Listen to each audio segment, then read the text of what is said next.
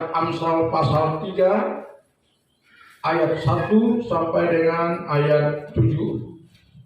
Kalau sudah dapat kita baca sama-sama.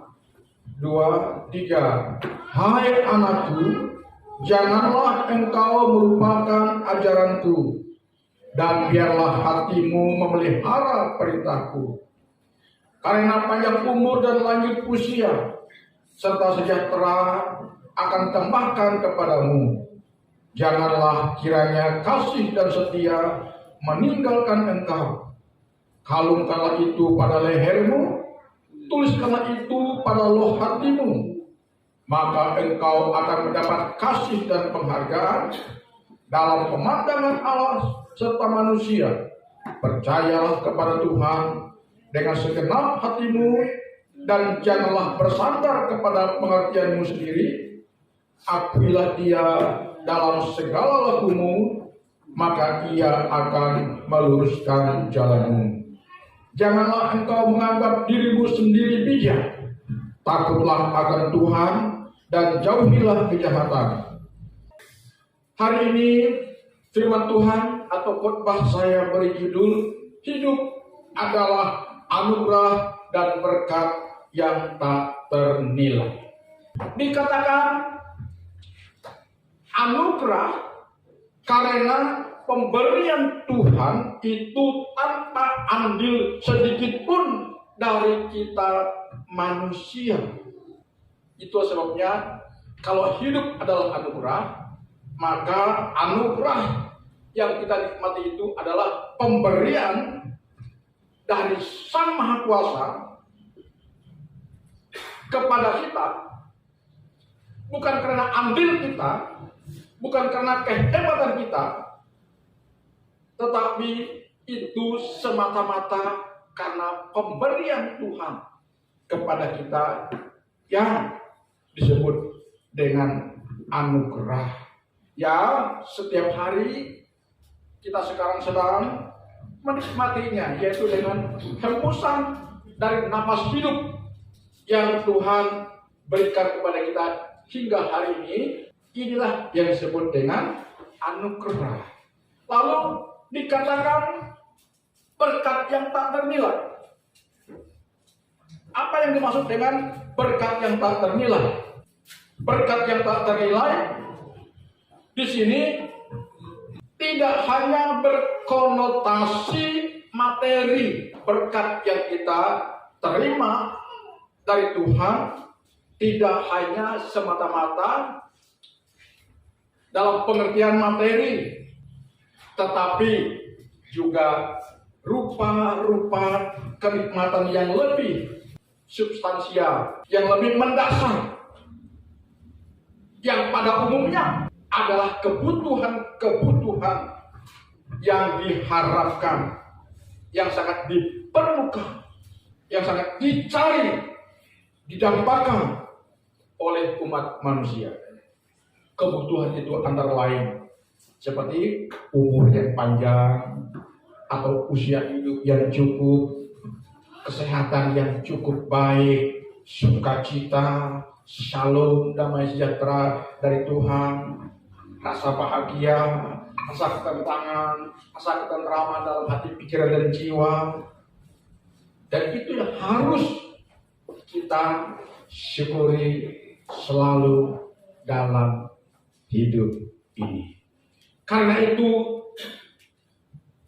menurut penulis Alkitab yang tadi kita baca, yaitu Salomo, sebagai raja yang dikenal dengan hikmatnya, bahwa untuk memahami anugerah dan berkat Tuhan yang baik tadi, yang tak ternilai tadi, maka diperlukan hikmat. Sebab tanpa kita memiliki hikmat, maka hidup ini akan menjadi tidak nyaman kita jalani. Hidup ini akan menjadi tidak indah kita rasakan. Hidup ini akan banyak mengalami hal-hal yang tidak menyenangkan. Hikmat tidak sama dengan pengetahuan. Hikmat tidak sama dengan yang namanya pintar. Karena hikmat adalah kemampuan yang lebih yang Tuhan berikan kepada kita manusia. Untuk apa? Untuk bisa membedakan yang baik dan yang kurang baik, untuk bisa membedakan yang baik dan yang jahat, yang benar dan yang salah, yang prioritas dan yang tidak prioritas, antara keinginan dan kebutuhan. Itu diperlukan hikmat Tuhan. Karena itu orang harus memiliki hikmat untuk memahami dan menikmati hidup sebagai anugerah yang tak ternilai. Haleluya. Jadi kalau kita sudah dikaruniakan hikmat oleh Tuhan, maka saya percaya hidup yang sedang kita nikmati ini sebagai anugerah yang tak ternilai, berkat yang tak ternilai dari Tuhan, akan dapat kita jalani dan nikmati dengan sebaik-baiknya.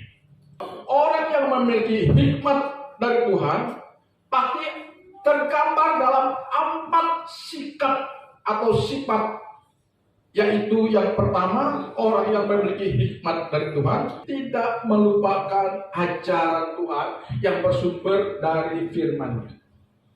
Kemanapun kita pergi dan apapun yang kita lakukan dalam hidup kita, ajaran Tuhan atau firman Tuhan selalu ada menjadi mentor kita. Tahu mentor? Pendamping kita, penyerta kita, yang akan terus mengarahkan kita, mengingatkan kita, agar kita tidak hidup dengan kecenderungan dunia ini yang penuh dengan tabiat berdosanya. Jadi kalau kita tidak melupakan ajaran Tuhan atau firman Tuhan, maka firman Tuhan itu akan menjadi mentor kita, akan menjadi pendamping kita, yang menyertai kita, yang akan terus mengingatkan kita untuk kita tidak berbuat hal-hal yang bertentangan dengan firman Tuhan atau dengan tujuan Tuhan dalam hidup kita. Ya. Karena itu hari-hari ini hanya satu yang Tuhan inginkan dari kita.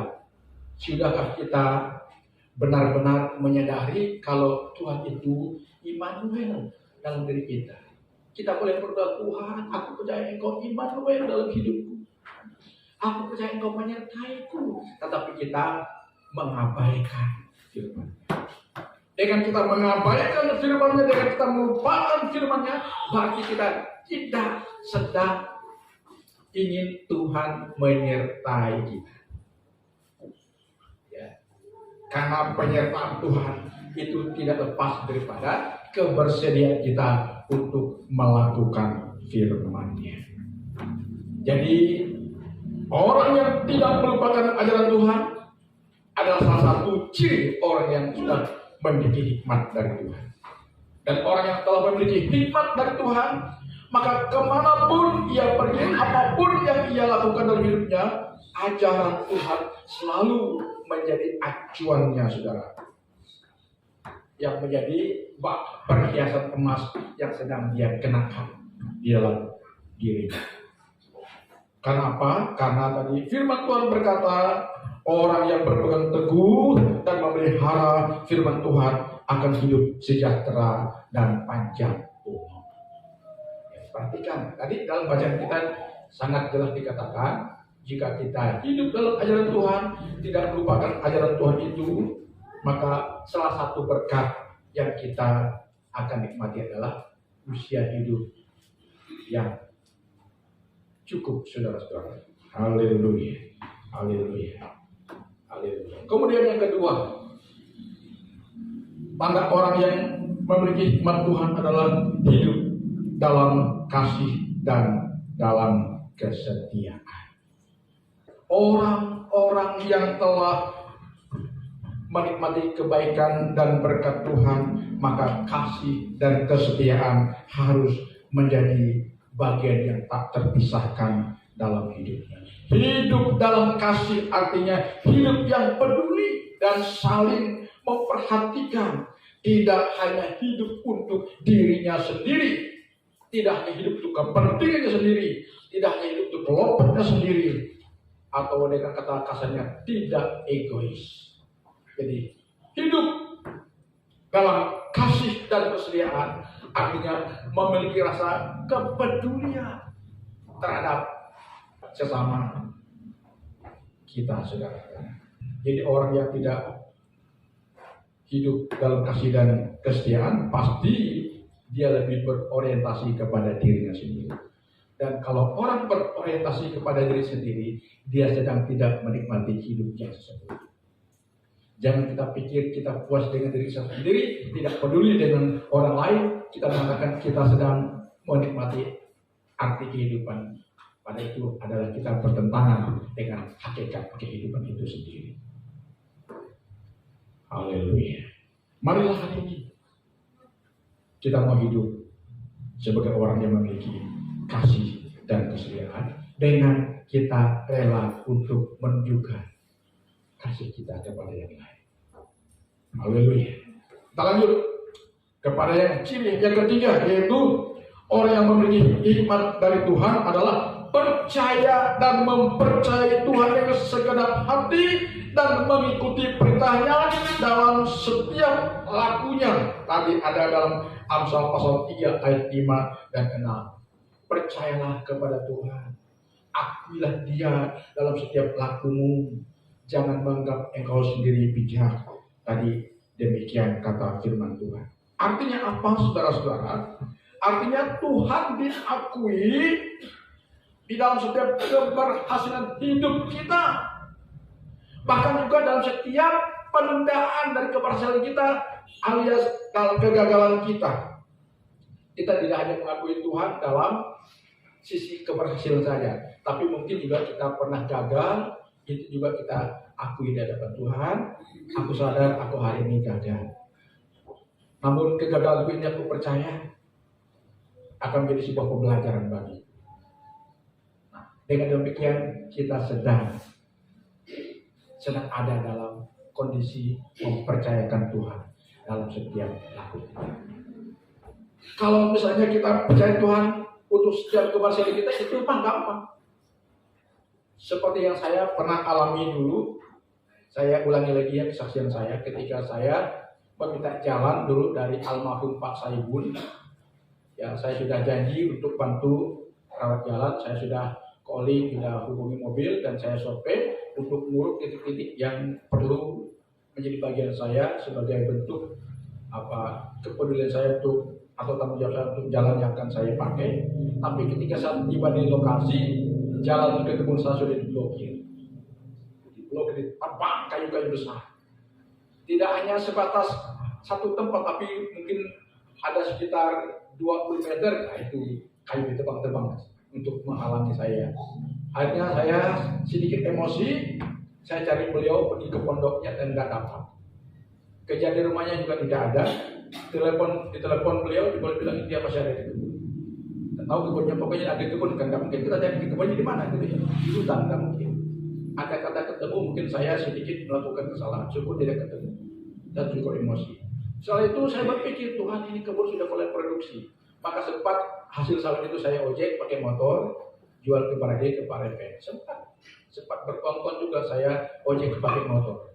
Dalam masa kegalauan saya berdoa kepada Tuhan di tengah-tengah lahan. Tuhan, aku kecewa, Tuhan. Katakan kepada Tuhan, aku kecewa. Namun dalam kekecewaan ini Tuhan, aku mengucap syukur. Aneh kan? Dalam kecewa, dalam keadaan marah, mengucap syukur kepada Tuhan. Karena aku percaya melalui peristiwa yang sangat tidak menyenangkan ini, aku percaya ada maksud Tuhan yang terbaik. Karena itu aku mengucap syukur kepada Tuhan. Dalam arti kata, saya sedang mengakui Tuhan di tengah-tengah kekecewaan saya. Tidak lama kemudian, tidak menunggu berbulan-bulan, saudara. Saya lagi ke Sanggau, seminggu lebih, tidak salah saya. Saya lagi ke Sanggau, ditelepon oleh almarhum Ahom. Berdalu-dalu telepon saya, Pak, bisa tak ketemu sebentar? Ada apa? Nih, kami lagi buat jalan nih. Kalau bisa nanti kami akan tinggal tembus ke lahan Bapak. Kata, aduh saya lagi di Sanggau, ada urusan nih, seperti gitu. Minta maaf nih, tidak bisa nih. Aduh saya katanya kalau Bapak ada, kami langsung gusur sampai ke lokasinya Bapak. Aduh minta maaf, saya lagi di Sanggau. Kalau gitu, oke, besok Bapak ke lahan saja. Akhirnya besok saya ke lahan, saya lihat memang tinggal sekitar 4 meteran lagi. Ya, kepada saya yang tidak digusur karena saya tidak ada. Ya. Lalu dia bilang itu saya sengaja buat jalan di batas itu untuk kasih papa katanya. Bayangkan, bukan saya minta. Dikasih, di dosen dikasih. Tinggal saya bawa ponakan saya itu yang tinggal dengan kami, bawa parang, tinggal kami potong bambu itu terus. Itulah jadi jalan hari ini.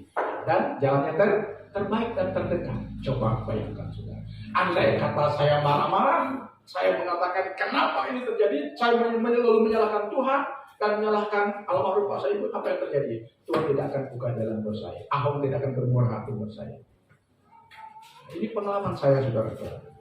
Jadi jika kita mempercayai Tuhan dengan segenap hati kita, mengakuinya dalam setiap laku kita, entah itu kurang menyenangkan atau menyenangkan, percayalah sebenarnya kita sedang melibatkan Tuhan dalam setiap perkara kehidupan kita.